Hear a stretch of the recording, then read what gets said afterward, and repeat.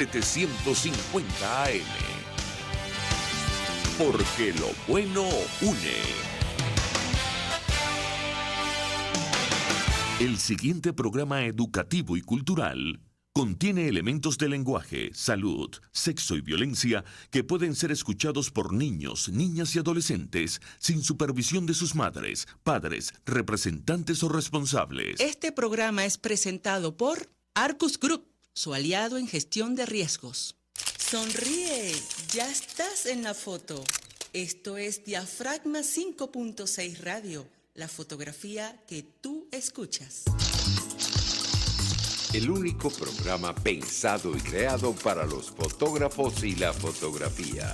RCR presenta Diafragma 5.6 Radio, la fotografía que tú escuchas.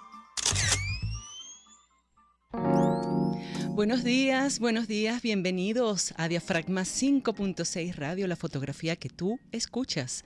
Un espacio especialmente diseñado y pensado por y para la fotografía. Los saluda Mónica Pupo, como siempre me alegra estar aquí con ustedes. Hoy 6 de abril, ya comenzamos abril, así va pasando los días, los meses y pronto llegará diciembre. Bueno, gracias nuevamente por conectarse con Diafragma 5.6 Radio a través de Radio Caracas Radio, la radio que se ve. Esperamos en esta hora y media de programa, como siempre, poder compartir una gran experiencia fotográfica con ustedes. Pero primero vamos a agradecer al equipo de Radio Caracas Radio, conformado en la dirección general de la estación, el señor Jaime Nestares, gerencia de producción Caterín Manzano, controles Julio Pinto, asistente de producción Rubén Áñez. Bueno, también quiero decirles que Radio Caracas Radio, la radio que se ve, transmite a través de nuestro canal de YouTube, RCR 750, para que le den me gusta y se suscriban, porque es importante, así le llegan todas esas notificaciones. Pero también se encuentra Radio Caracas Radio en Instagram, Facebook y Twitter, para que también nos podamos seguir. Diafragma 5.6 Radio se encuentra en todas estas plataformas con @Diafragma 5.6 Radio. También me pueden encontrar allí en Instagram @Monica.pupo y en Twitter Pupo_Mónica. Hoy vamos a tener 3 invitados especiales, cada uno en su disciplina. Crenly Prieto, con quien vamos a comenzar en breve, Antonio Briceño y Alexander Longa. Así, Alexander Longa. Así comenzamos.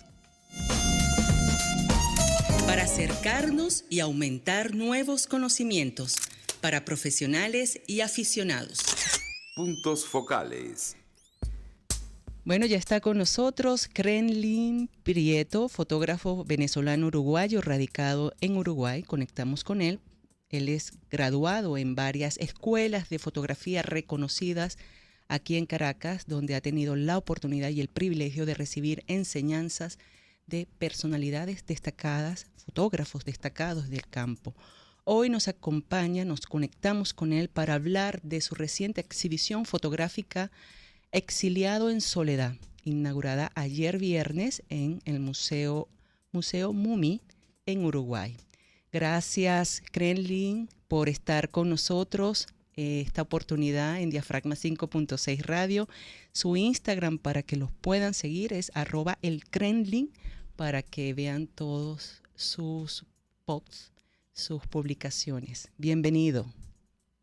Hola Mónica, un placer saludarte desde acá de Montevideo. Igual desde aquí.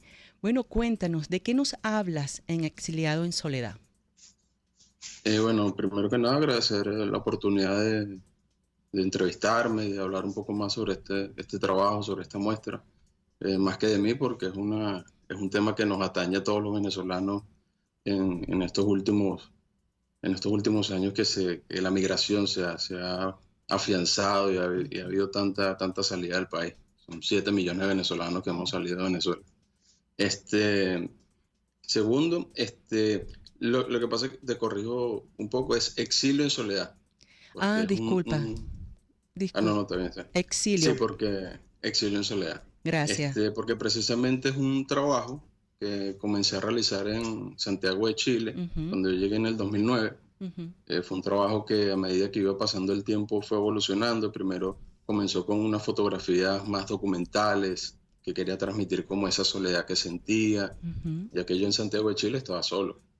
Y era mi primera vez que salía del país y soy de ese tipo de venezolano que como que no quería salir de su país a otras tierras a vivir. O sea, sí quería salir a conocer y todo, pero establecerme, no. Entonces las circunstancias obviamente te van cambiando tus planes de vida. Entonces en Chile comencé a desarrollar este trabajo, primero de forma más documental, no tan plástica como el trabajo que terminé mostrando en la exposición, y fue evolucionando un poco. Lo que yo buscaba con esto era transponer realidades, mi pasado y mi presente, transponer situaciones, sentimientos. Por eso es que juego con la yuxtaposición de las imágenes una con otra para transmitir ese sentir. Es un trabajo que no solamente en primera instancia habla de mí, como una autobiografía, como un diario de un viajero, pero a su vez también está relatando la situación de muchos miles de venezolanos. Es decir, contada desde mi punto de vista, contada desde cómo yo me sentía y aprovechando la herramienta fotográfica para hacer catarsis con eso, porque también uno entra en estados depresivos que te sientes mal, estás solo, te estás adecuando a un país, los papeles son complicados, ¿sabes? O sea, es un conglomerado de todo. Pero también hay otras miradas que han trabajado la migración, por lo menos El camino de los objetos de Ronald Piso-Ferrato, tenemos el trabajo de Aaron Sosa, que habla de incilio, tenemos el trabajo de Alicia Caldera, que habla sobre la migración venezolana en Colombia, que tiene un libro extraordinario. Entonces son ese tipo de formas de contar la migración y el objetivo también es sensibilizar pues, sobre nuestra situación política, social y que también afecta a una región porque somos más de 7 millones afuera. Claro. ¿Qué símbolos, qué simbolismos se pueden encontrar en las imágenes expuestas, Krenlin? Bueno, yo utilizo muchos símbolos que me remiten a mi venezolanidad. Es decir, utilizo por lo menos José Gregorio Hernández, que es casi que un símbolo nacional de todo y que yo creo que trasciende lo religioso. Ya es un signo de identidad de un venezolano. Obviamente, en ese caso, ese tipo de imagen, a un extranjero tienes que como explicarle el contexto, pero un venezolano directamente lo remite a su hogar. También la religiosidad. Al salir de Venezuela, uno se da cuenta de que somos muy conservadores, somos muy religiosos, algo que no se da tanto, por lo menos para el sur, porque me ha tocado a mí. Y también eso es como un punto identitario de nosotros. Hay algo bien interesante que pude observar en las imágenes que nos compartiste, Krenlin, y es una lata que dice migrante. Cuéntame Sí. cómo das con ella. Bueno, eso es casi que una copia. En ese tiempo estaba viendo unos documentales de Andy Warhol y lo que hizo con la sopa Campbell y las latas y esto. Y precisamente siempre me encontraba, cada vez que iba a comprar comida, veía las latas de migrante. Entonces dije, oye, voy a hacer un collage con esto, yuxtaponer esto porque en sí somos como eso, estamos como enlatados y nos están trasladando a otro país, a otra zona, y también jugar como con esa simbología pop de una lata y transmitir también mi situación, pues, porque precisamente esa la acompañé con otro retrato mío que me hice en el sur de Chile. Entonces es como jugar con eso, jugar con los símbolos para también llamar la atención de las personas, pero que a su vez, cuando te sientas a analizar la imagen, hay mucha más información de lo que se nos está mostrando de entrada. Qué bien, de verdad que es bien interesante y me gustó muchísimo precisamente esa. Ahora estabas explicando que tuviste que, por los elementos, ¿no? El símbolo que hay en el caso de José Gregorio Hernández, que debías explicarles esos contextos, ¿no? Para hacer el contexto de tu muestra. Me parece también interesante cómo puedes lograr, si en la muestra que inauguraste esta semana, tuviste que dar explicaciones del contexto, ¿no? De quiénes están allí, por qué están allí, cómo fue la receptividad del público hacia la muestra. En general, se entiende bastante, se digiere bastante, pues sobre todo los ámbitos de soledad. También contando con la creatividad y la sapiencia del director del Museo de las Migraciones aquí en Montevideo, Luis Vergata, que él, yo llevaba una idea de cómo colocar la muestra, pero él le encontró otro sentido. Es decir, ya cuando la obra dialoga con otros y con personas que manejan conceptos, tienen experiencia en la labor, le dan otra vuelta a tu trabajo. Entonces, el montaje de sala logró aglutinar por bloques eso. En el caso de explicar algunas fotos, ya desde el punto de vista como se presentaba, como presenté el José Gregorio Hernández, al uruguayo le daba ya una idea más o menos de algo religioso, sobre todo por la estampa y eso. Pero no lo alejaba mucho del discurso porque iba entendiendo y comprendiendo de que se trataba de un símbolo particular, de un símbolo que nos remite a nosotros. Entonces no se les ha hecho tan complicado entender esa parte de la muestra, que es como que es como un guiño más a la venezolanidad, pero en general la entienden muy bien y se sensibilizan mucho. De hecho, muchísimos uruguayos acá no tienen muy clara la situación en Venezuela, pues. Pero ya cuando tú le nombras con estadísticas, con números, ellos ya se dan cuenta de que, oye, de que algo está pasando y algo realmente fuerte, pues, porque casi que duplicamos la población del Uruguay total que está fuera de Venezuela. Además del exilio y la soledad, Krenlin, ¿qué otras temáticas aborda en la exposición? Disculpa, te escuché como entrecortado. Ok, te preguntaba que además del exilio y la soledad, ¿qué otras temáticas abordas en la exposición? Sí. ¿Ahora sí me escuchas? Oye, te escucho. Te escucho entrecortado, Mónica, disculpa. Ya. Esta última pregunta sí te escucho entrecortado. Sí, vamos a... No sé qué pasará. Ahí puede ser que está fallando la conexión. Te preguntaba, vamos a ver, ¿qué otras temáticas estás abordando en la exposición? ¿Qué otras temáticas estás abordando en la exposición, además del exilio y la soledad? Vamos a ver, creo que no me está escuchando, lo veo entrecortado a él también. A ver. No sé si... Te escucho entrecortado, no sigue... comprendo lo que me preguntas. Qué malo. No sé qué podemos hacer. Vamos a intentar a ver si él me puede escuchar. ¿Escuchan por allí? Yo te escucho perfectamente. Qué malo. Ahora sí. Ahora sí me escuchas. ¿Sí me escuchas? ¿Sí? ¿Aló, Krenli?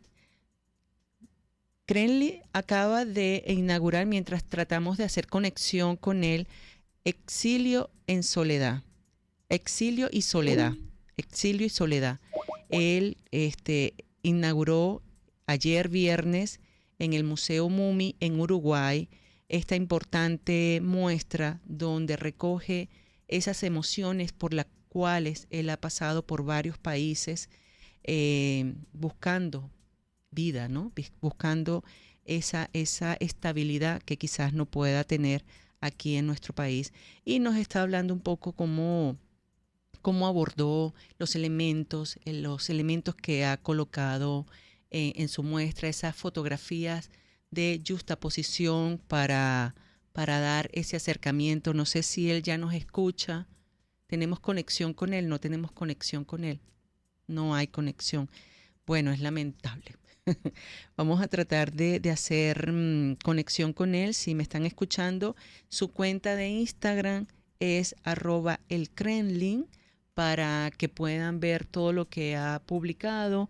También está la cuenta del museo, @museomumi, que es el lugar donde está la muestra de Krenlin. No sé si deberíamos hacer una pausa Vamos a hacer una pausa y al regreso continuamos con Crenly Prieto.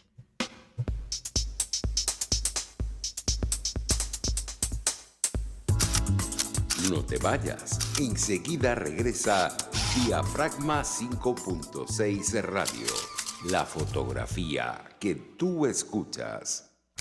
Arcus Group, organización venezolana especializada en consultoría y capacitación en protección y la gestión estratégica de riesgos. Contáctelos al 0212-624-7177 o al 0412-399-3265. De costa a costa, cada semana, usted podrá ser parte del sentimiento varguense que inundará la señal de RCR, el Pitazo en Vargas. Acompaña a Luis López en el recorrido por la ruta de la actualidad informativa en el litoral. Comentarios, denuncias, reportes de tránsito y cómo están las playas. Información de primera mano de todo lo que ocurre en el estado Vargas. El Pitazo en Vargas, todos los domingos, a partir de las 8 de la mañana, por RCR 750 AM. Un espacio que analiza y debate la coyuntura política, económica y social de nuestro país. Acompañe cada mañana a la periodista María Alejandra Trujillo en Palabras más, palabras más, palabras menos. Palabras más, palabras menos. Informes, entrevistas, análisis y discusiones sobre los temas de actualidad. Es lo que más te puedo dar, es lo de siempre. Palabras más, palabras menos. De lunes a viernes, de 7 a 8 de la mañana, por RCR 750 AM. Palabras más, palabras más, palabras menos. El siguiente espacio educativo está dirigido a niños, niñas y adolescentes. Cultura ecológica para el mundo real. RCR presenta El Conuco de Prometeo, una producción nacional independiente de Carlos Peláez, certificado número 22388, para dar cumplimiento al artículo 14 de la Ley de Responsabilidad Social. No son una, ni dos, ni tres, sino tres mentiras verdes.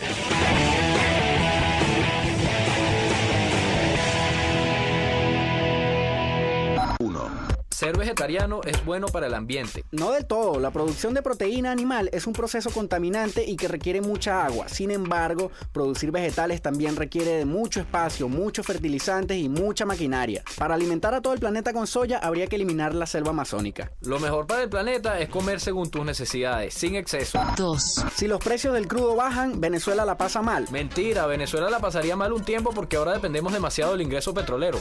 Pero cuando los precios del crudo bajan durante un buen rato, la historia nos enseña que los países petroleros mejoran su tasa de empleo, sus libertades civiles y sus sistemas sociales. Habría que ver qué pasa si baja.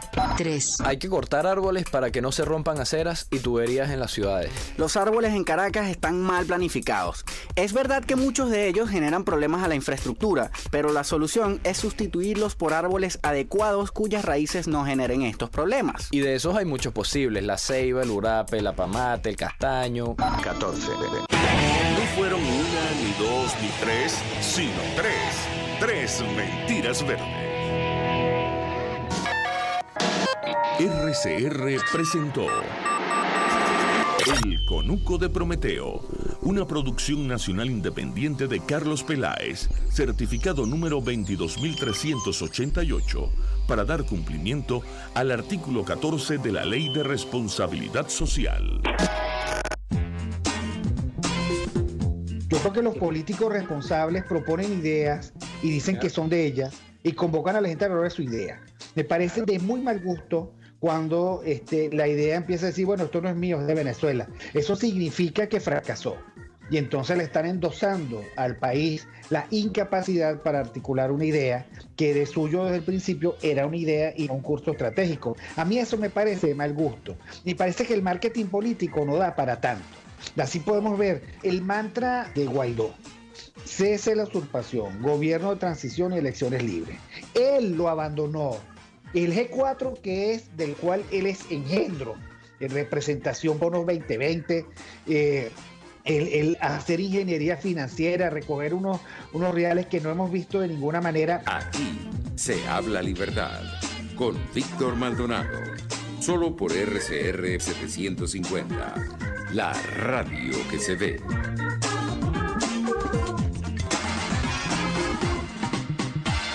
RCR 750 AM, porque lo bueno une.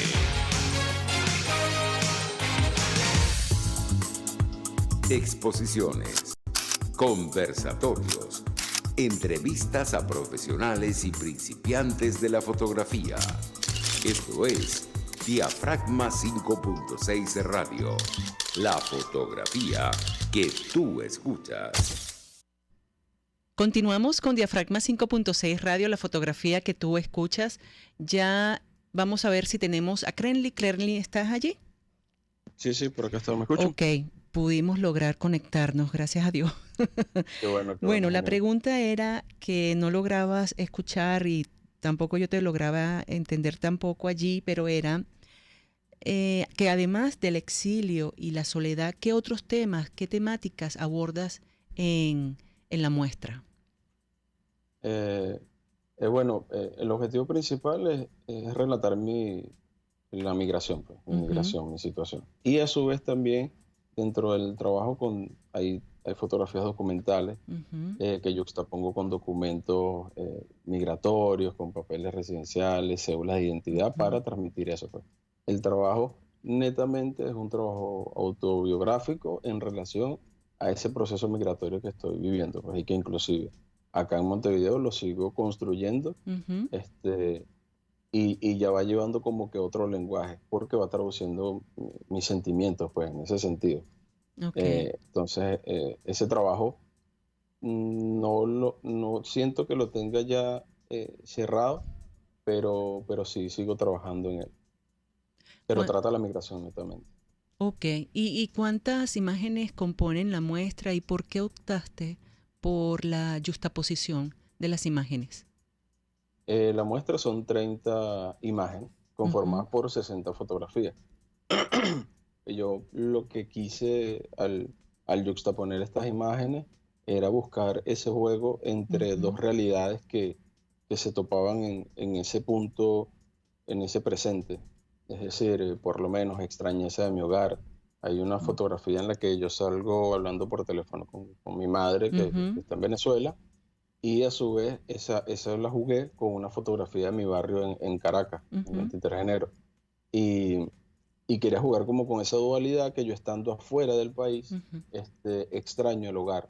Que eso es uno de los conceptos también una de las definiciones también que se puede tener sobre el exilio, porque siempre que se habla del exilio se habla desde un punto de vista netamente político, a pesar que sea también una influencia o consecuencia de lo político, pero también el exilio habla sobre ese migrante que sale de su país y siempre extraña su hogar.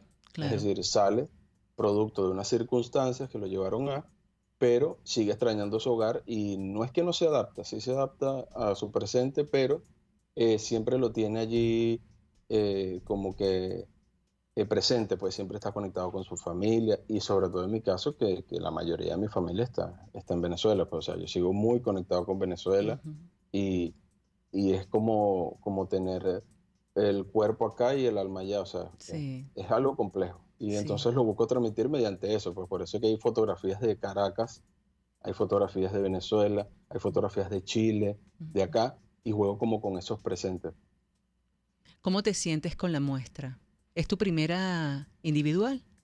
Sí, es mi primera individual. Yo estoy sumamente orgulloso primero por haberlo logrado y también sumamente agradecido con Uruguay porque sin duda acá nos han recibido de una forma muy amena, muy abierta, y también a la hora de que le mostré el trabajo al director del Museo de las Migraciones, le encantó sobre todo, y porque acá en Uruguay este año se conmemora el año del exiliado, ya que aquí han tenido como que varias migraciones desde la dictadura hasta por situaciones económicas que han empeorado el país. Y ¿Y? con la muestra, el resultado, Ujú. me parece que la muestra está bastante hermosa, la curaduría quedó Sí. excelente. Eh, yo de verdad estoy bastante agradecido con la muestra, muy contento. ¿Por cuánto tiempo te llevó desarrollar Exilio y Soledad? Me dices que hay varias fotografías de otros países que has estado, pero conformarla con esa narrativa, ¿cuánto tiempo te llevó realizarla? Como te dije al principio, yo comencé esto en el 2019, cuando Ujú, llegué a Santiago de Chile. Es decir, yo llegué y luego de que me estaba como que estableciendo, siempre he tenido la fotografía como una herramienta y fui armándola como un proyecto más documental, no tan plástico. ujú, Luego evolucionando el proceso, eh, fui descubriendo nuevas formas de contarlo, también inspirado por trabajos de otros artistas, ujú. también inspirado por otras formas de abordar la migración, como lo que te comenté al principio. Sí. Y, y fue evolucionando, y acá cuando llegué a Montevideo en el 2021, en diciembre del 2021, que estuve como más sosegado, estuve como que más tranquilo, logré irlo cerrando, dándole esa forma final bueno, que es lo que he obtenido hoy, con lo que estoy bastante contento. Así es. ¿Qué sigue para Exilio y Soledad? ¿Cuáles son las actividades? ¿Piensas también traerla a Venezuela en alguna oportunidad? ¿Te gustaría? Eh, sí, claro, claro. O sea, creo que, como te dije, parte de ese exilio Mm, es que también esto se muestre en Caracas, pues se muestre en Venezuela, y logré dialogar porque eh, una obra precisamente es obra, pero es cuando logra dialogar con el público y el ujú. público lo interpreta de otra manera, e inclusive a ti como artista te llega a impresionar porque son perspectivas que tú no habías tomado en cuenta y que en realidad cabe esa apreciación de la obra. Entonces yo creo que lo fundamental para esta obra, también quisiera por lo menos tratar de moverla por acá, por el sur, Ujú, ya que somos bastante venezolanos, o sea, en Perú tenemos muchísimos, en Chile, entonces también ujú. que ese grupo de venezolanos logre dialogar con esta obra, logre verla, logre sensibilizarse, no solamente el propio venezolano, sino al propio del país, porque quizás sucede muchas veces que uno no tiene contacto con una realidad, no se te muestra esa realidad, y Ujú. obviamente tú no eres sensible, eres ajeno a ello, pero Sí, cuando se te muestra, cuando se te cuenta, cuando vas entendiendo lo que sucede y el por qué, yo creo que sensibiliza mucho a la sociedad como tal, indiferentemente de donde estés, donde te encuentres. Entonces, mi objetivo es eso, moverlo por el sur ujú, y, y como que llegue a casa, pues, que se claro. muestre en Venezuela, para mí sería lo ideal y sería como el broche de oro de esta muestra. Tu familia, ¿qué ha comentado? Los más cercanos, ¿qué te han comentado sobre la muestra? Nada, están muy orgullosos, están emocionados, les encanta que haya logrado este objetivo de mostrar este trabajo y, y nada, siempre atento a ellos, pendiente de ellos, es parte del exilio, nunca desconectarse. Así es. Bueno, también la parte que me gustaría hablar unos minuticos, Crenlin, sobre la importancia, ¿no? de ese poder que tiene la fotografía documental. Me gustaría saber qué reflexión personal le deja al espectador esa exposición tan importante, Exilio y Soledad. Sí, yo creo que lo más importante de esta muestra es sensibilizar y como te dije, Ujú, en un inicio, muchos uruguayos acá que no tienen muy clara la situación de Venezuela. Entonces ya cuando tú tienes una muestra como esta, cuando dialogan contigo, tú les explicas, conversas ujú, con ellos, eh, su perspectiva cambia y se dan cuenta de o sea, de que algo está sucediendo, pues, ujú. algo grave, algo complicado, porque, o sea, no 7 millones de personas se van de un país porque quieren, pues. Entonces eso creo que es el objetivo principal de la muestra, sensibilizar a todo aquel que se tope con ella, que no sea venezolano, Ujú, y al venezolano pues recordarle lo que estamos pasando, pues que es complicado y que no es algo habitual. De hecho, creo que somos, si mal no recuerdo, somos la migración más grande que ha habido en el Cono Sur en los últimos 20 años. Entonces eso es, y estamos hablando del sur, inclusive contemplando África. Entonces es algo que es bueno recordarlo para poder superarlo y afrontarlo de la mejor manera. Así es. Mencionaste hace poco que has estado en varios países.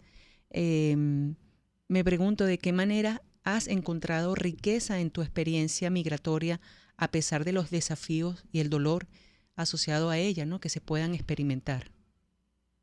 Oye, la riqueza es que sinceramente te abre el panorama como persona, te hace mejor persona porque descubres diferentes realidades, descubres diferentes formas de pensar, te das cuenta que como que en esencia somos lo mismo, buscamos estabilizar una familia, buscamos tener un buen trabajo, tener oportunidades de surgir.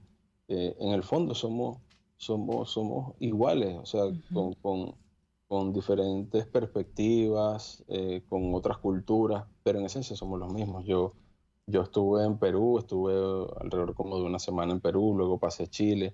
Cuando intenté pasar a Chile por tierra no me dejaron entrar, me devolvieron. Me montaron una van blanca con mi pasaporte en la mano y me volvieron a Perú. No me permitieron la entrada en Chile, eso fue en el 2019. No estaba ni siquiera en las visas.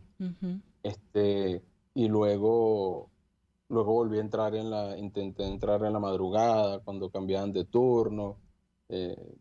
Y bueno, simplemente son esas experiencias que te van enriqueciendo y te van fortaleciendo. Pues son cosas que tú no esperabas vivir y que te vas dando cuenta que a medida de que vas andando, sabes que estás formado para afrontarlo.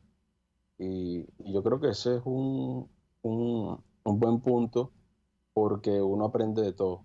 Uno aprende de todo, aprende a entender al otro, comprender al otro, a ver que hay posibilidad de otras visiones. Yo lo que le aconsejaría inclusive a todo el mundo, inclusive el que está en Venezuela, que no tiene necesidad de emigrar porque está estable, también es bueno unos 2 años de emigrar porque eso nos enseña mucha humildad, nos enseña mucho a ser mejores personas y a entender al otro y no ser tan cerrados pues, en nuestra patria, en nuestro lugar de acogida. Creo que eso es fundamental. Así es. De verdad, para mí ha sido un placer, Crenly, por la oportunidad que nos has dado de poder conversar y hablar sobre lo importante que es tu muestra Exilio y Soledad, el mensaje que nos transmites, la importancia, la humildad, como acabas de mencionar, a través de la fotografía. Y pues nada, esta es tu casa todas las veces que desees. Ya sabes cuál es el camino. Y muchas gracias por estar con nosotros la mañana de hoy y brindarnos esta oportunidad de conversación. No, agradecido contigo, Mónica, con tu equipo, con la gente de RCR, por permitirme esta plataforma para transmitir este trabajo, esta idea desde mi humilde aporte. Pues. Y bueno, nada, estamos en contacto y de nuevo reiterarte las gracias y el agradecimiento por esto. Es mutuo y bueno, muchas gracias por esa oportunidad. Éxito con Exilio y Soledad, sé que ya es un éxito y bueno, la cuenta de Instagram de Crenly Prieto es @elcrenly para que lo puedan ver mucho más trabajos de él ahí publicados. Gracias, Prieto. Hasta luego, Mónica. Hasta luego. Vamos a una pausa y ya regresamos. Ya vuelve Diafragma 5.6 Radio, el único programa pensado y creado para los fotógrafos y la fotografía.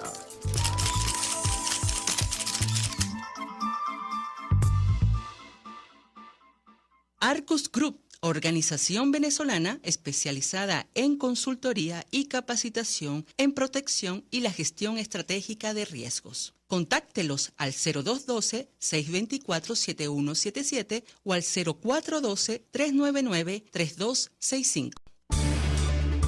Voz de América. Información precisa, completa, veraz, objetiva e independiente. Directo a tu pantalla. De lunes a viernes, a las 2 de la tarde por RCR 750. Queridos astroyentes, nuestro programa Guía Astrológica ha cambiado de horario. Todos los sábados de 2 a 3 de la tarde, Guía Astrológica. Solo por RCR y RCR.tv, la radio que se ve. RCR 750 AM, porque lo bueno une. Ya vuelve Diafragma 5.6 Radio, el único programa pensado y creado para los fotógrafos y la fotografía.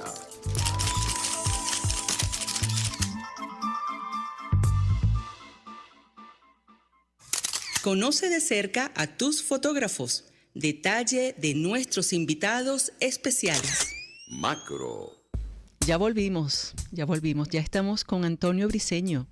Antonio comenzó su carrera en fotografía a los 15 años, motivado por su amor por la naturaleza y la biología. Egresó en biología de la Universidad Central de Venezuela, aquí en Caracas.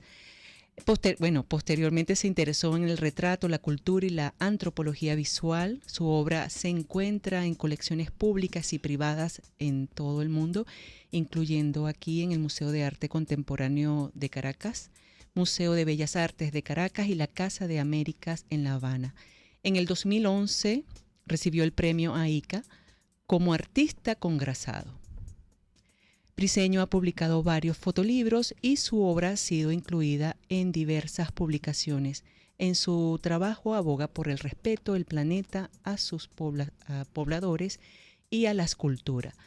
Hoy nos acompaña a propósito de su reciente exposición La Selva Curandera, la cual tuvo lugar la semana pasada en la Hacienda La Trinidad. Desde ya, bienvenido Antonio, gracias por la oportunidad que tenemos de compartir hoy. Gracias. No, un placer inmenso. Tu cuenta de Instagram, @Antonio Briceño Linares, Briceno Linares, para que puedan seguirte como siempre hacemos con todos nuestros invitados. La Selva Curandera, ¿puedes compartirnos, Antonio, tu experiencia de sanación personal en la selva y cómo crees que la naturaleza influyó en tu proceso de curación?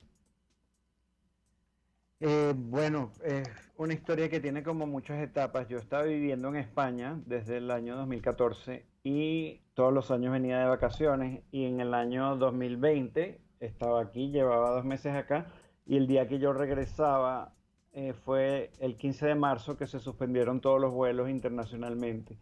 Con lo cual yo me tuve que quedar acá en la cuarentena y fue una bendición. Primero, los primeros 3 meses, de marzo a julio, yo desarrollé un trabajo que se llama Tarot del Jardín en Cuarentena, que fueron plantas, fue retratar plantas y animales de mi propio jardín y convertirlos en arquetipos, en símbolos que tuvieran un significado más allá de la información biológica. Porque yo soy biólogo por un lado, pero también me interesa la parte mística y simbólica. Cuando yo terminé de hacer esas imágenes, que son 40, yo estaba como muy eufórico de haberme reconectado con un trabajo de mucha intensidad emocional para mí, y muy contento de estar en mi lugar, en mi jardín, con mis raíces. Y yo continué a pesar de las restricciones que había, o más bien por causa de esas restricciones, que uno tenía que estar guardado en su casa. Yo tuve la suerte de haber ido, una amiga mía estaba trabajando en Samambaya y me invitó a ir alguna vez a visitarla, y después que fui una vez me dijeron varias veces, también Gonzalo Denis, uno de los dueños, que quisiera lo que yo quisiera, que tenía puertas abiertas para hacer un trabajo. Y yo en realidad lo que quería era meterme a la selva, porque yo no solamente me estaba aliviando y curando del tema de la pandemia, que a todos nos tenía bastante golpeados, sino que yo en lo personal además tenía un aislamiento de muchos años de lo que a mí más me gusta, que es meterme a la selva. Porque desde que yo me fui, aunque yo venía a Venezuela regularmente, yo nunca más volví a meterme en la selva. Entonces este trabajo, estas visitas a Samambaya, que al principio fueron solamente recreación, el placer de estar metido en la selva, inmediatamente, como me suele ocurrir a mí, se transformó en otro proyecto que continuó en cierta medida con la inercia de la estética que llevaban las imágenes del tarot. O sea, yo al principio en Samambaya, las primeras fotos que tomé son muy afines técnica y estéticamente a las fotos del tarot, que son fondos negros, imágenes muy bien iluminadas, muy definido el objeto, porque es como un retrato directamente. Yo continué un poco con esto, solo que en este caso, como no era un tarot, en vez de tener una metáfora individualmente cada planta, yo las asocié. Y ese primer grupo son dípticos, se llaman dicotomías, y son relaciones paradójicas que hay en la selva y que son también metafóricas de nosotros mismos. Por ejemplo, espinas y flores, o confusión y paz. Esas son el tipo de dicotomías que yo construí en base a fotografías casi siempre de plantas. Hay unas pocas de animales, pero aquí en la exposición de la selva curandera no hay sino plantas, oposiciones. Entonces esa es como una primera medicina para mí. Así comenzó esa sanación a través de polaridades, de cosas que se me manifestaban en la selva, las convertí en dípticos que hablan de cosas que están muy presentes en mí y que forman polos de algún desequilibrio, ¿no? Entonces, por eso las traje a colación como piezas de un enigma. Pero, bueno, continuando con esto, yo fui muchas veces a Samambaya y en una de esas ocasiones ellos tenían una iniciativa junto con Topotepuy y el Topito de hacer algo que se llamó Surcuito, que era un recorrido que salía desde la parte alta, que es Topotepuy, cruzaban todo el Topito, terminaban en Samambaya. Y así conocí yo el Topito, que me deslumbró profundamente. Ese es el que tiene la selva nublada más grande de los tres terrenos. Es la selva más aislada, me parece a mí, la que está más imperturbable. Y esa sensación de estar metido en una selva nublada a 25 minutos de mi casa, al lado de la capital de un país, eso es una cosa que para mí era completamente inédita. Yo hice mi tesis en una selva también en Guatopo, en un parque nacional, pero a 3 horas de Caracas. Esta posibilidad de estar aquí tan cerca, y ya había transcurrido 1 año y pico más, habían pasado otras cosas en mi vida que fueron un poco duras. Entonces, otra vez volver a meterme en la selva, esta vez ya no en Samambaya, sino en el Topito, fue otra vez la terapia de la contemplación. Ya no, aquí no fue a través de las dicotomías, sino la misma contemplación de estar en un sitio así. Sí. Entonces aquí son imágenes que se parecen mucho, o en todo caso para mí tienen como referencia las pinturas de los paisajistas del siglo XIX, de los románticos, como por ejemplo Bellerman, que fue un pintor tan importante para Venezuela y para mí en particular. Cuando yo estudiaba biología, yo vi una exposición que hubo de Bellerman en Lagán. Afortunadamente en Venezuela hay mucha obra. Él fue un pintor alemán que vino a Venezuela gracias a Humboldt, que es otro de mis ídolos. Humboldt lo apadrinó y logró que él viniera para acá y recorrió una Venezuela que no podemos ni siquiera imaginarnos, y se llevó bocetos de acá que terminó pintando en Alemania. O sea, él aquí lo que hacía era como un trabajo de campo preliminar, pero las obras grandes las hacía en Alemania. Pero los bocetos son increíbles, y en cierta medida la serie de fotos del bosque del Topito, que son un homenaje a las luces que maneja Bellerman, son borrosas, son como bocetos, son un poco una manera de darle una forma arquetipal a un paisaje, casi desnudándolo y llevándolo a partículas. Qué bien. En la exhibición, Antonio, se puede observar un mosaico de fotos que parecen estar enfocadas en los detalles de la naturaleza. ¿Cuál es la intención o sensación que busca transmitir a través de este mosaico, de estas imágenes? Ese mosaico es una pieza que se hizo particularmente para la exposición, porque ahí están 15 dicotomías de estos pares de imágenes que dialogan de a pares, por lo cual no tiene en principio mucho sentido ponerlos a todos juntos cuando en realidad son dípticos. Pero al poner 15 dípticos se forma una especie de tablero, y yo quise hacer una alusión ahí al tablero de nuestra vida, que está basada toda en dicotomías, en decisiones de cosas que parecen antagónicas. Entonces parece una tabla un tablero de juego donde están nuestras jugadas, pero como si cada jugada tuviese que ser de una gran trascendencia y pudiera ser pesada para nosotros. Hay uno de esos dípticos que es cicatrices o espinas, por ejemplo, Ujú. aludiendo a que a todos nos deja una huella, pero a veces es solo una cicatriz y a veces es una espina, se convierte en un ataque. Así, yo veo esto como un tablero, el tablero de Ujú. nuestra vida, hecho con elementos de la selva. Así que interesante, me encantó verla. Ahora te quiero preguntar, basándote en todos tus conocimientos y en tu experiencia de convivencia en la selva, ¿cuál es su opinión acerca de los efectos del cambio climático y el calentamiento global que estamos presenciando en la actualidad? Bueno, la selva se está acabando en todos lados y parece mentira, pero no hay manera de detener eso, ni con los argumentos del cambio Ujú. climático, ni con cambios políticos. Este, tú puedes ver lo que pasa en países como Brasil, por ejemplo, hay un gobierno que en principio es de izquierda y la destrucción y las represas causaron estragos entre los Ujú. indígenas. Luego viene alguien como Bolsonaro, que es la otra punta, y es lo mismo, un desastre ambiental y ecológico y para los grupos originarios. Ujú. Entonces, yo la verdad no tengo mucha esperanza de que eso cambie. Para mí es inevitable y va mucho más rápido de lo que estamos pensando. Creo que somos de las últimas generaciones que tendremos el privilegio de coexistir con selvas vírgenes, pero eso se va a acabar. ¿Y cómo se siente al respecto? Pues me da mucha tristeza ser parte del equipo destructor.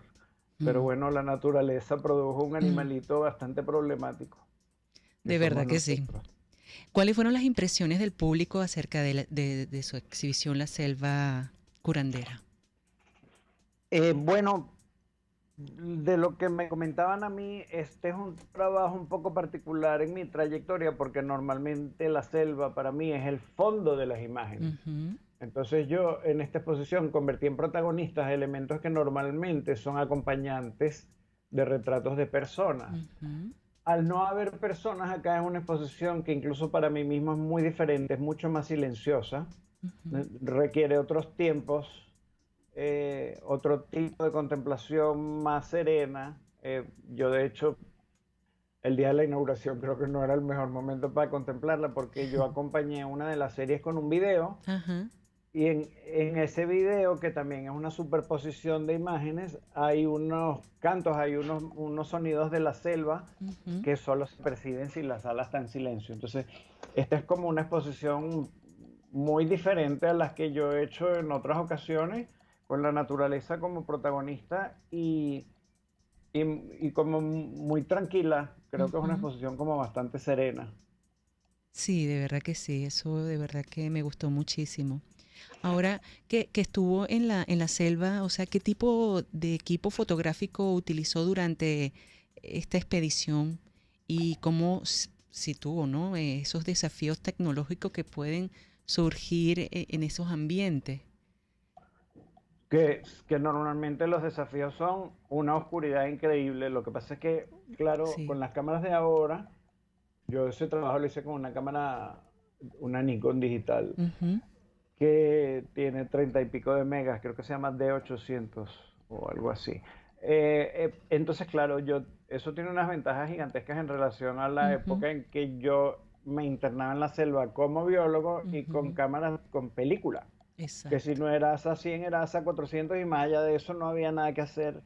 Entonces es fascinante ver cómo ahora tengo otra nueva cámara que incluso de noche, la otra vez había un rey pelado en mi jardín y con la lucecita de una linterna yo le pude tomar una imagen bastante nítida.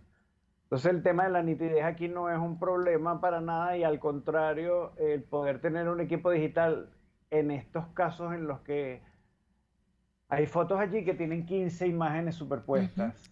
Ese nivel de desintegración que se ve en las imágenes no es porque estén movidas, sino porque están superpuestas muchas imágenes. Ujú. Yo hice muchas tomas para cada toma. Ujú. Y el trabajar en digital de una vez me permitía a mí prever cómo iba a quedar el resultado de superponer ese montón de imágenes allí. Entonces yo pude hacer pruebas más oscuras, más claras, yo produje muchísimas imágenes Ujú. para lo cortas que fueron las salidas, Ujú.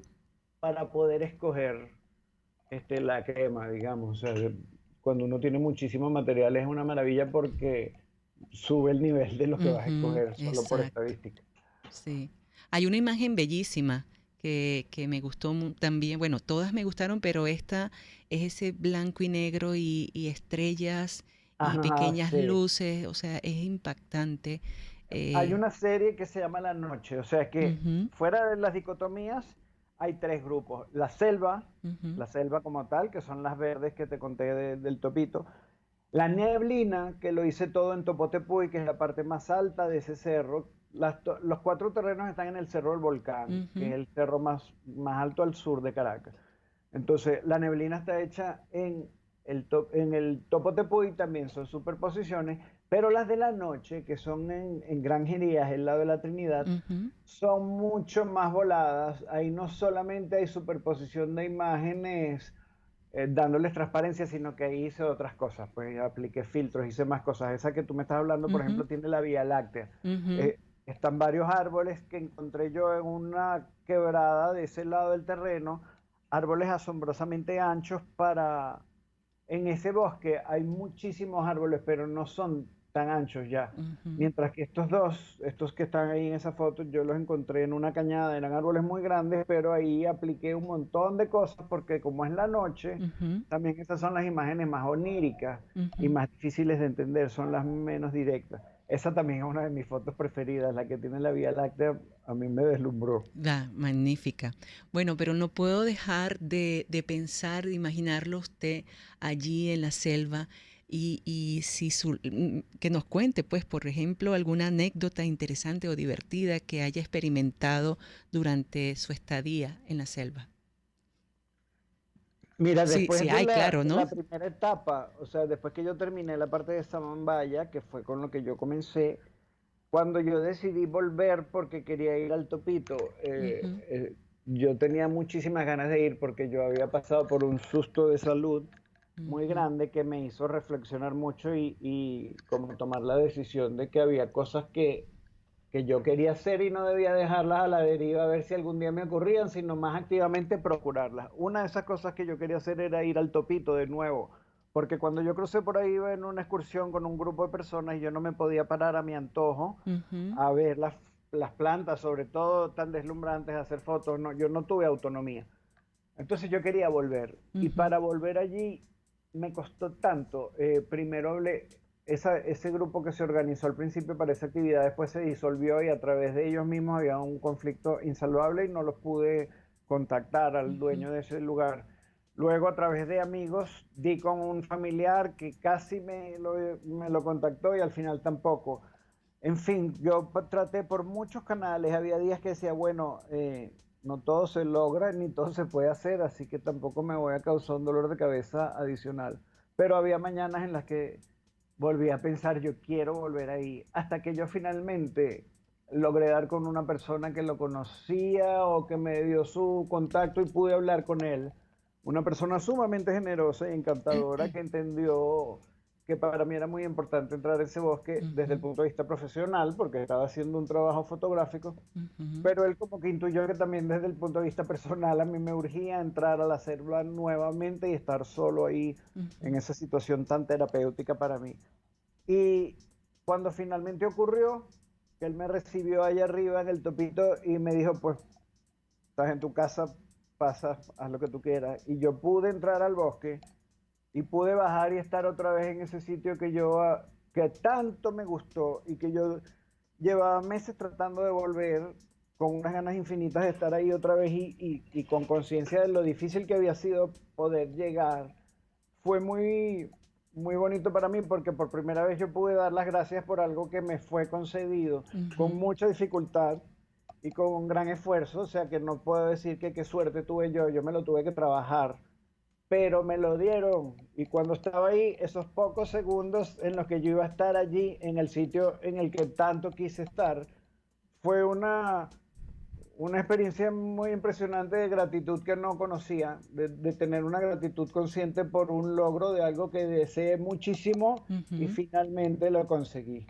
Entonces, esa experiencia para mí hace que de ahí derivó el tema de la selva curandera, porque para mí fue una experiencia de mucha sanación. Qué bien, de verdad, qué privilegio el que haya tenido esta experiencia y relación con la selva. Es un privilegio definitivamente que no todos apreciamos y tenemos, definitivamente. Ahora, ¿qué sigue para Antonio Briceño y la selva curandera? Bueno, este trabajo fue como una especie de oasis, porque entre otras cosas, mis trabajos suelen tener que ver con viajes, con irme lejos de mí para encontrarme en otro lado.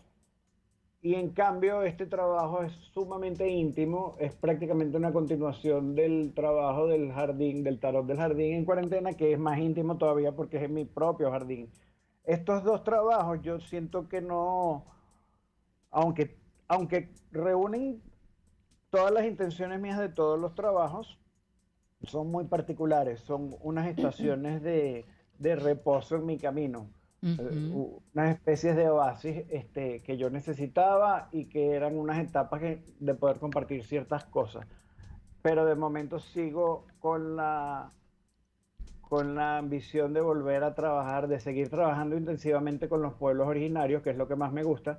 Ya este año he estado trabajando con los Cofán en Colombia, ya he ido un par de veces, y eso ha sido en cierta medida un retorno al camino de mi gran proyecto de vida de los dioses de América, que es representar divinidades y personajes mitológicos, mitos, representar el mundo de lo intangible para culturas originarias y proponerle imágenes gráficas a través de mi trabajo. Entonces estoy en eso nuevamente, y la selva, bueno, volverá entonces a su condición de acompañar a mis personajes. Qué bien. Bueno, usted dice que le gusta viajar, alejarse, conectarse con la naturaleza, conectarse con otros entornos, y en esos momentos, ¿qué enseñanzas aprendió sobre usted mismo durante estas estadías en la selva o en otros lugares? Bueno, es que a veces uno aprende de uno mismo porque está en un sitio tan diferente, tan completamente diferente, que cosas que uno daba por sentado y en las que uno ni siquiera está pensando, porque son normales en el contexto de uno, cuando uno las ve en otro contexto tan distinto, entonces es como si uno empezara a conocerse a uno mismo a través del contraste.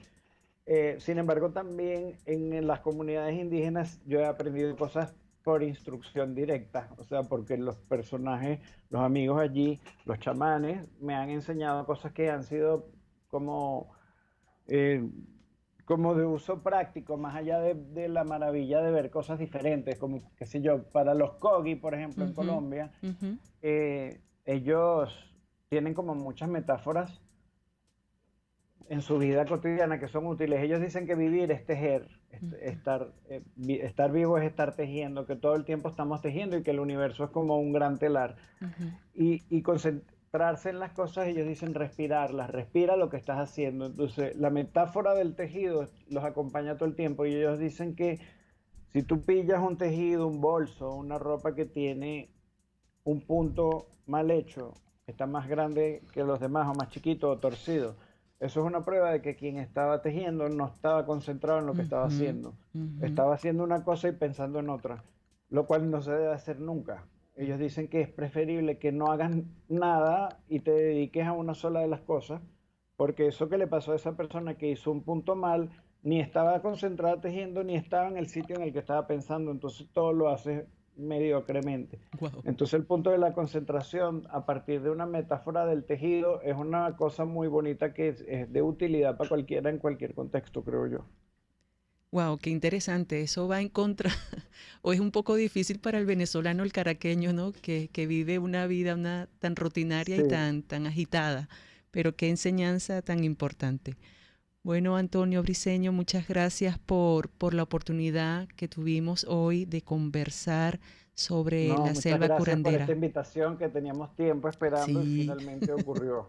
Gracias. Bueno, todas las veces que desee, este es tu espacio, estamos siempre a la orden y abierto a todo lo que se pueda hacer y lograr hacer como la selva curandera. Muchísimas gracias. Gracias por la oportunidad de entrevista. Antonio Briceno Linares, para que lo sigan en su cuenta de Instagram. Vamos a una pausa y ya regresamos. Ya vuelve Diafragma 5.6 Radio, el único programa pensado y creado para los fotógrafos y la fotografía.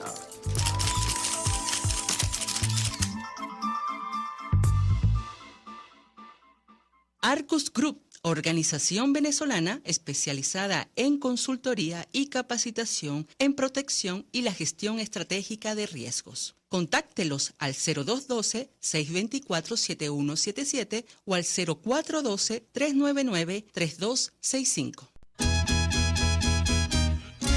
Una ventana para las propuestas y denuncias de las comunidades populares de Venezuela. Evelyn Martínez y la Red de Ciudadanos llegan debatiendo problemas y promoviendo soluciones. Es el Radar de los Barrios. Por la autonomía de los movimientos sociales que no pueden ser complementos de partidos o gobiernos. El Radar de los Barrios, de lunes a viernes, a partir de las 10 de la mañana, por RCR 750 AM.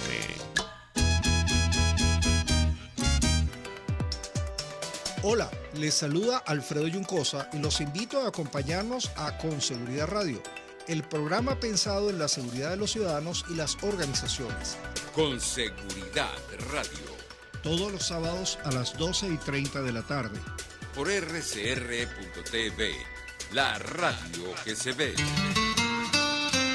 RCR 750 AM, porque lo bueno une. Arcus Group, organización venezolana especializada en consultoría y capacitación en protección y la gestión estratégica de riesgos. Contáctelos al 0212-624-7177 o al 0412-399-3265. Un espacio que analiza y debate la coyuntura política, económica y social de nuestro país. Acompañe cada mañana a la periodista María Alejandra Trujillo en Palabras más, palabras más, palabras menos. Palabras más, palabras menos. Informes, entrevistas, análisis y discusiones sobre los temas de actualidad. Es lo que más te puedo dar, es lo de siempre. Palabras más, palabras menos. De lunes a viernes, de 7 a 8 de la mañana, por RCR 750 AM. Palabras más, palabras más, palabras menos. Ellos y que no saben nada. Lunes a viernes a las 4 de la tarde. Por RCR 750 AM. El siguiente espacio educativo está dirigido a niños, niñas y adolescentes. Cultura ecológica para el mundo real. RCR presenta El Conuco de Prometeo, una producción nacional independiente de Carlos Peláez, certificado número 22388, para dar cumplimiento al artículo 14 de la Ley de Responsabilidad Social. Me entero leyendo las páginas web que riegue las matas después de las 3. La radio me dice que arregle mi carro y la vajilla a mi esposa la compré de barro.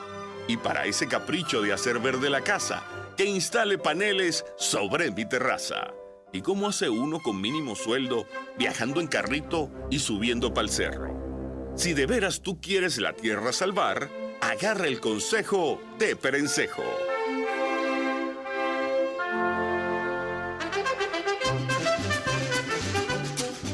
Chico, tú sabes que yo estuve viviendo un tiempo por allá, por Lídice, en una pensión que quedaba cerquita de la quebrada de Cachupe. Y nos tuvimos que ir de allá porque esa broma era un porqueriero y un pestón que no se lo aguantaban ni los loquitos que se escapaban del manicomio, chico.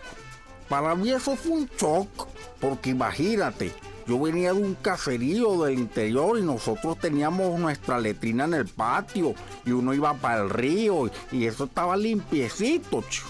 Y uno sí gozaba en ese río.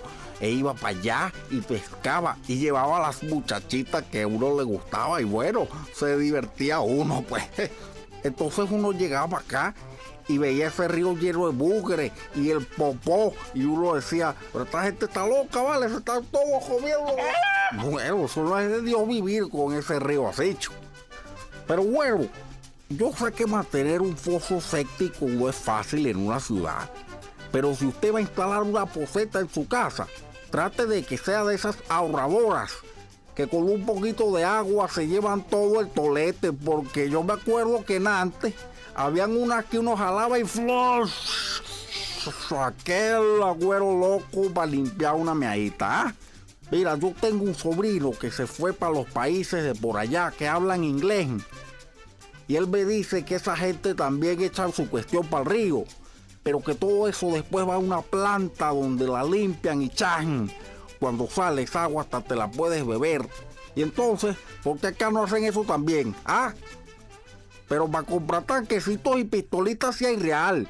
Pero mi hermano, es que la gente se achanta y no exige lo que tiene que exigir. Por eso es que no lo respetan la cara. Mira, vale, a mí me enseñaron que pulpero que vende fiao se encaleta la popora.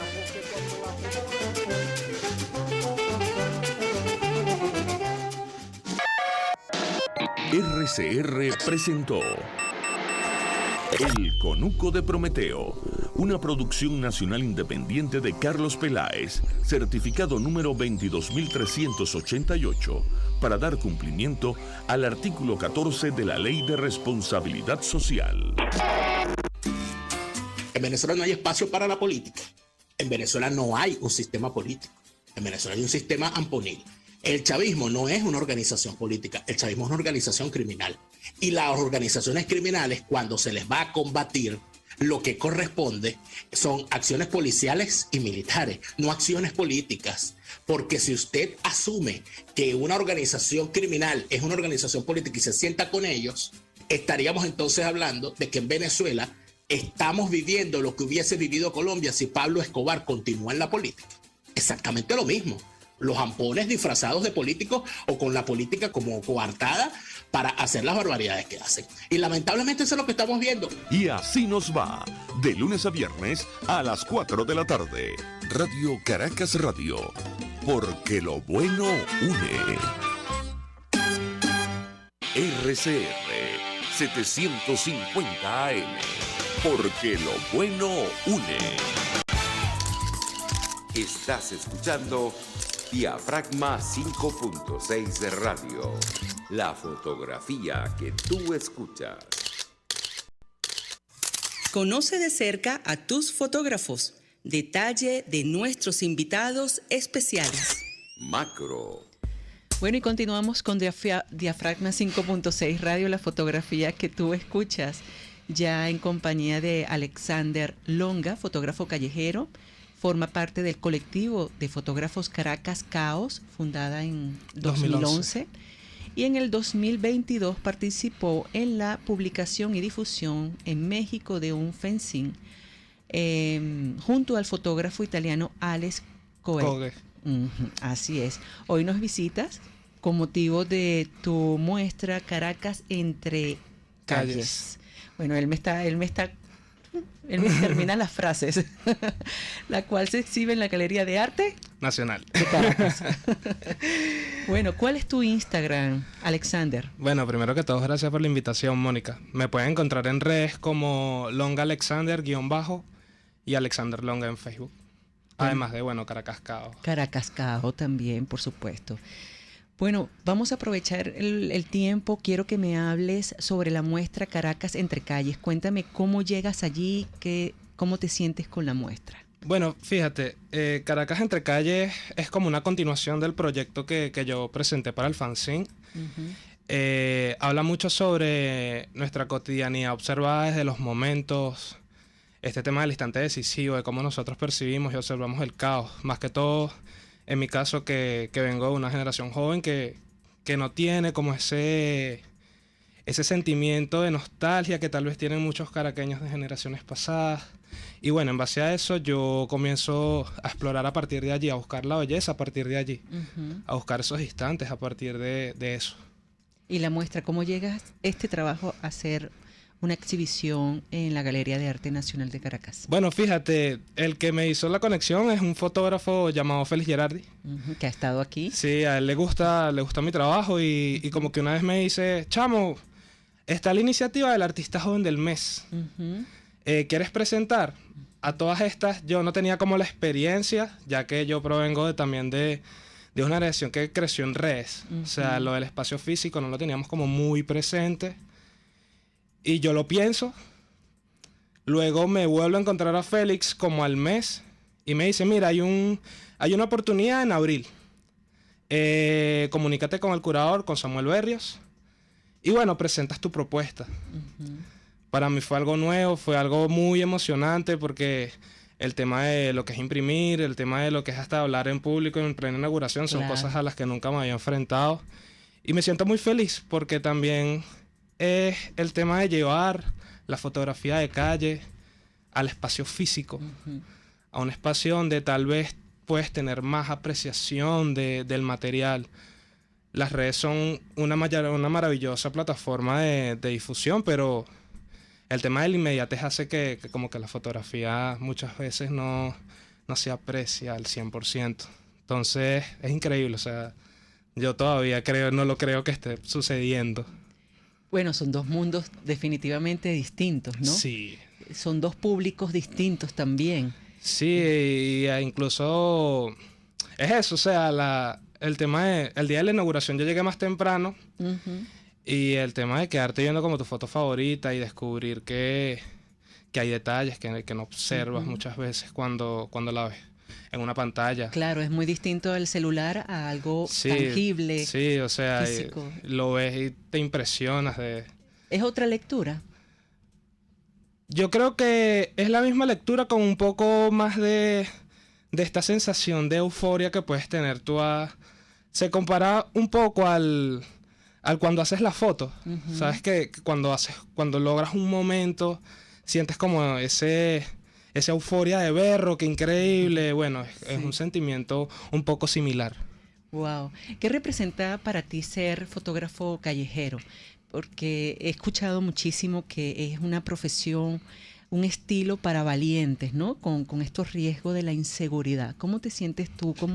¿Qué significa para ti? Bueno, yo me siento afortunado realmente. O sea, yo creo que la fotografía callejera, y más que todo en Caracas, es como un acto de valentía, ya por lo que sabemos de las situaciones que se encuentran allí. Y el que tú tengas la capacidad de hacerte invisible frente a todo ese caos y poder llegar a tu casa todos los días con muchas escenas es algo que significa mucho y te hace sentir como que, oye, qué valiente de pana estar todos los días allí con la cámara. Claro. O sea, es un acto de valentía. Sí. Ahora, bueno, tus fotografías han estado aquí en la sección El Revelado, muchas de ellas, porque son fabulosas y bien interesantes. ¿Qué representa para ti Caracas? O sea, ese caos, ese contraste de tantas culturas y contrastes de colores y arquitectura y su gente. O sea, quiero que me digas cómo te sientes en la calle, cómo te sientes en Caracas, qué representa para ti Caracas como tal. Fíjate, actualmente yo la veo como una sociedad de capas. Yo era un fotógrafo que cuando comencé... Primero, bueno, cuando comienzas en la fotografía de calle, comienzas como desde la lejanía, te da pena acercarte, pero luego ya cuando pasas esa barrera y comienzas a estar dentro de las escenas, sientes que pana Caracas, su gente tiene mucho que decir, más allá de cualquier no sé, fotoreportaje, fotos ensayos. La fotografía de calle no se concentra tanto en los porqués, sino más en los qués. Y bueno, pasando todos esos procesos, llega un punto donde tú comencé a tomar todo con más tranquilidad y me di cuenta de que cuando metes tantas situaciones en un mismo cuadro, Caracas comienza a ser como en cada foto que se hace una película distinta, o sea, que las puedes recortar las tres de derecha a izquierda, pasando por el medio y te encuentras distintas situaciones. Entonces, yo la percibo actualmente por eso como una sociedad de capas, o sea, donde todo sucede y introducirlo todo en un cuadro te da como algo más organizado que lo puedes leer uno por uno. Claro. ¿Qué te ha pasado en la calle? ¿Qué anécdota? Porque es un riesgo, tú lo acabas de decir también. Es un reto salir a la calle y Caracas no es fácil, pues. Bueno, fíjate, yo a diferencia de fotógrafos, de colegas, por lo menos Juancho, que una vez que siempre tiene esto de ¿por qué me estás tomando fotos? O una vez que le quitaron la cámara, yo no he tenido tantas situaciones. Yo he tenido creo que una o dos y fueron como con la policía de que, bueno, estaba con un amigo estaba tomando una foto en Plaza Caracas, en el Genio. Y bueno, los policías nos vieron y detrás hay como entes públicos y tal en esos alrededores. Y se acercaron y nos dijeron como que, mira, ustedes no pueden tomar fotos acá y tal. Vénganse con nosotros. Ya cuando vénganse con nosotros, bueno, lo primero que yo pensé fue, bueno, nos quitaron el equipo. Sí. O sea, nos quedamos sin equipo. Y bueno, al final todo se resolvió, pero estuvimos como un buen rato allí detenidos y bueno, es un mal rato que incluso cuando vuelves a la realidad te cuesta como un poco más actuar por el miedo, el mal sabor. Pero adicional a eso, lo que generalmente me sucede es que la gente a veces me pregunta. Nosotros los caraqueños tenemos como un tema con un lenguaje que estuvo muy marcado en años pasados, donde todo tiraba muy al fotoreportaje, a la cosa, el hecho noticioso. Y bueno, la pregunta de la gente siempre es como que ¿para qué medio va? Uno cuando les explica, no, bueno, esto es un registro personal de las situaciones cotidianas que se desenvuelven acá, la gente como que también pierde el interés, como que, ay, no voy a salir en la noticia, o sea, siempre pierden ese interés, es bien gracioso. Pero no he tenido ninguna situación mala adicional a eso. Personas que te digan, por ejemplo, no quieren ser fotografiadas, ¿cómo manejas esa situación? Bueno, si se te ha presentado, por supuesto. Bueno, siempre me llevo las fotos. Eso es algo que yo considero muy importante, llevarse las fotos. Pero si hay alguien que no quiere ser fotografiado, a veces se acercan. En la mayoría de mis casos no me dicen nada, sino que, bueno, se les nota en la cara o en la pose, se tapan la cara. Pero yo lo respeto, o sea, no lo comparto hasta cierto punto porque ya estás en una época donde, o sea, ¿qué tan expuesto estás? O sea, en una era donde tus datos están en la red y todo el mundo los puede ver. Claro. Yo lo respeto, pero es como te digo, que no, cada quien en su mundo. ¿Cuántos tiempos tienes en la calle? ¿Cómo llegas a la fotografía callejera? Bueno, yo anteriormente hacía skate. Yo era patinetero. Entonces sí, como que siempre estuve en la calle. El skate me dio como un círculo de amigos que uno de ellos, que hasta el día de hoy es el que permanece, se compró una cámara, una compacta. Y yo comienzo a salir con él comienza a indagar, a explorar la fotografía de calle, pero paralelo a eso, él conoce a otra persona, que es esa persona, mi amigo Brian, el que me termina llevando a la fotografía como tal. En el 2019 compré un celular y comencé a salir con ellos.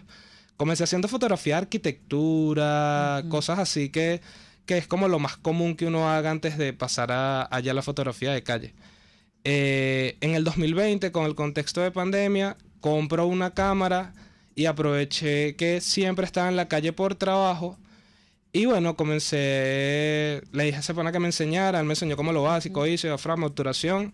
Y bueno, ellos dos fueron mis referencias y de allí partí. Comencé a hacer esas exploraciones desde lejos. Bueno, actualmente ya más consciente, era como un registro de cómo la gente actuaba en esa situación que nunca habíamos vivido, que se sumaba con otras dinámicas que ya teníamos bien marcadas y bien establecidas. Y era como un empezar de cero con la sociedad. Sigo, veo un documental que se llama Todos a la Calle, donde conozco ya el trabajo de los padres de la fotografía o leyendas de la fotografía de calle, y hay un trabajo que me marca mucho, que es el de Bruce Gilden. Bruce Gilden indagaba mucho en esa cercanía, en la agresividad, pero no una agresividad como William Klein, que le decían algo y ya casi que se estaba remangando y ¿qué te pasa? No, Bruce Gilden era como más, bueno, te hago la foto, estoy cerca, percibo ese estrés, pero sigo mi camino, no hago contacto visual contigo. Y bueno, lo comencé a hacer sin flash. Porque imagínate tú en el centro, tú con un flash disparando a la gente. No, eso no termina bien.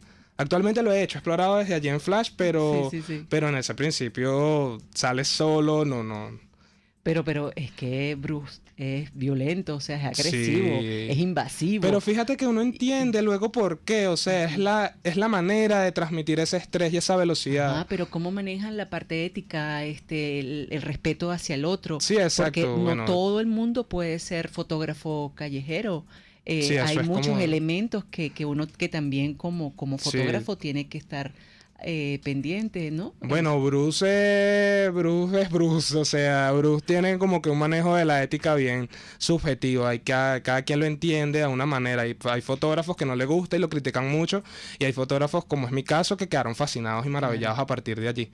Luego comienzo también a explorar, por influencia de la fotografía japonesa, el blanco y negro, aprovechando que también mi cámara no me soltaba unos colores muy lindos. ¿Qué cámara tienes? Bueno, actualmente tengo una Lumix, pero para aquel momento tenía una Fujifilm y mi primera cámara fue un Olympus.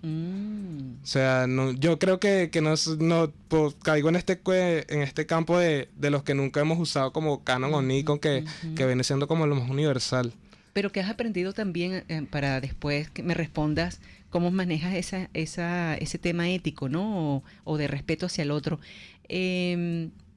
¿Cuál es la cámara ideal para el fotógrafo callejero? Porque a veces lo he escuchado de Lenny Ruiz, de Juancho Domínguez, que esta es más rápida, esta no me retrasa en las tomas. ¿Cómo te sientes? Me imagino que bien, por supuesto. Bueno, yo con Juancho es como un debate que siempre tenemos, porque Juancho es Sony, yo soy Lumix.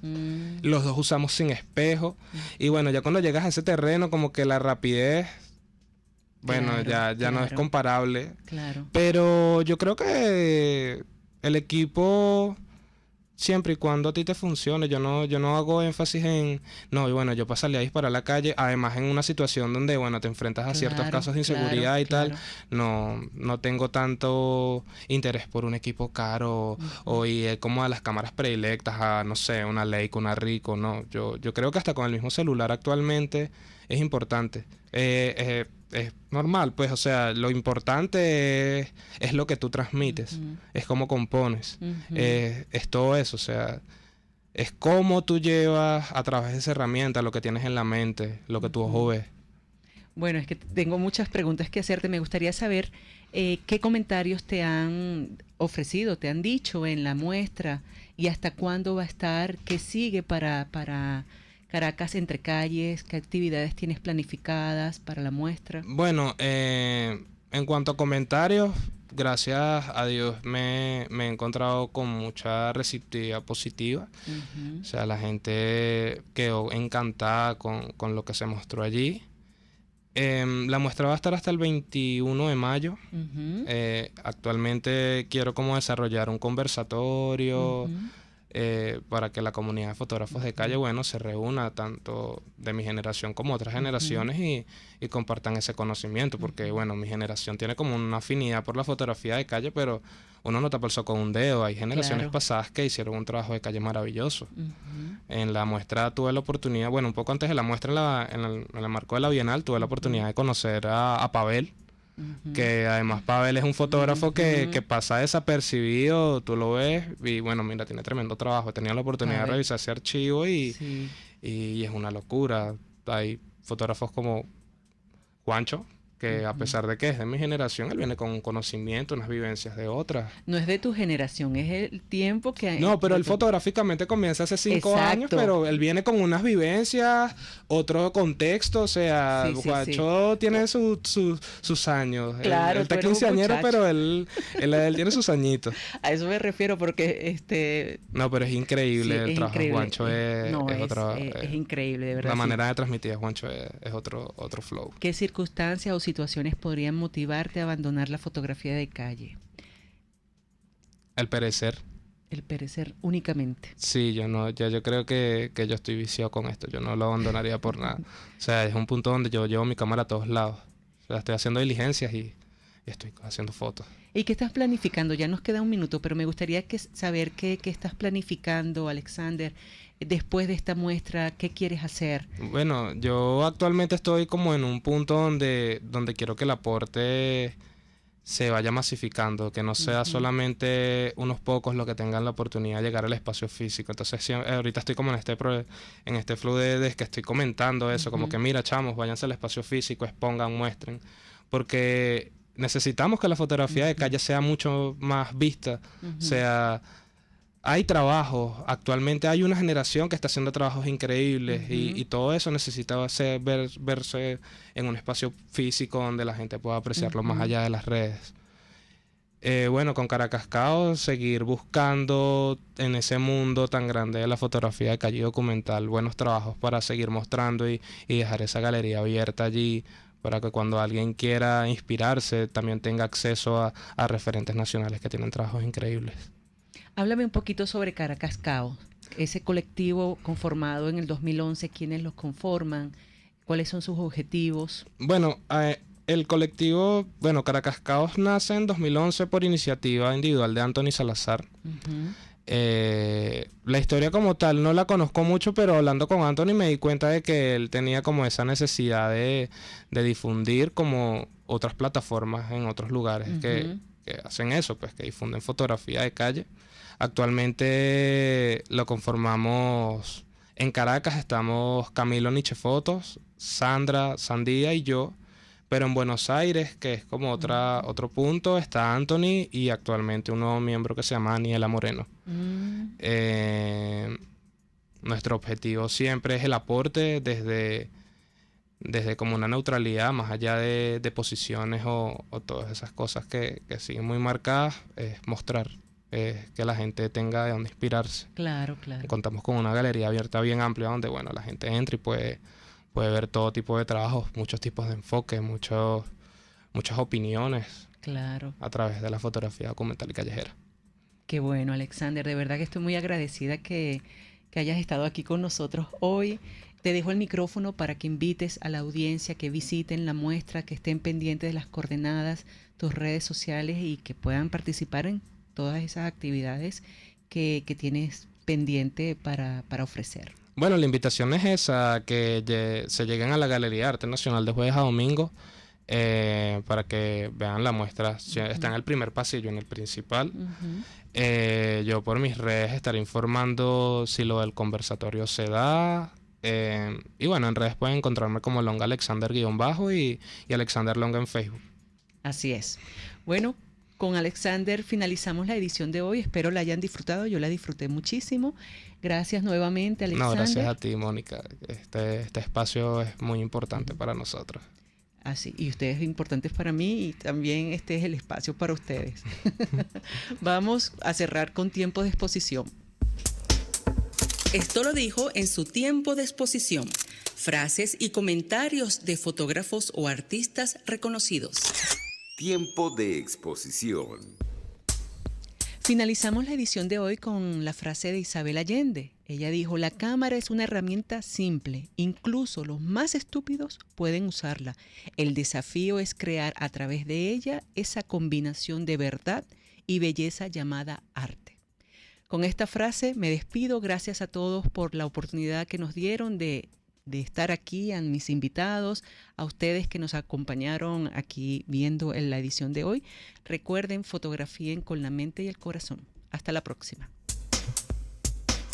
Como te haya quedado la foto, desenfocada, movida, borrosa o perfecta, aquí lo importante es que te conectes con el visor de Diafragma 5.6 Radio. La fotografía que tú escuchas.